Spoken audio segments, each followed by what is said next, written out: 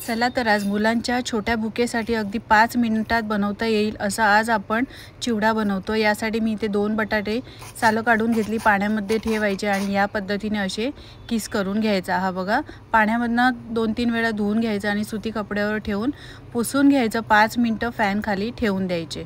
यानंतर इथे मी कढई गरम करायला ठेवली आहे। कढईमध्ये तेल चांगलं कडकडीत गरम करून घ्यायचं आणि हा बटाट्याचा किस आहे तो चांगला कुरकुरीत होईपर्यंत तळून घ्यायचा। यानंतर काढून घ्यायचा। आता याच तेलामध्ये शेंगदाणे, मिरच्या, कढीपत्ता तळून घ्यायचा आहे आणि तो या चिवड्यामध्ये घालायचा। लाल तिखट, मीठ, पिठी साखर, चाट मसाला घालून मस्त मिक्स करून घ्यायचा। मस्त असा कुरकुरीत इन्स्टंट चिवडा तयार झालाय। आता हा चिवडा कुरकुरीत राहण्यासाठी आणि स्टोर करण्यासाठी इथे मी ह्यूमन हायड्रोचे हे कंटेनर घेतले आहे।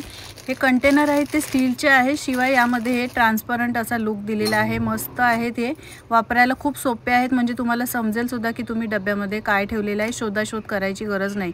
तुम्हाला जर हे कंटेनर हवे असतील तर कमेंट करा लिंक।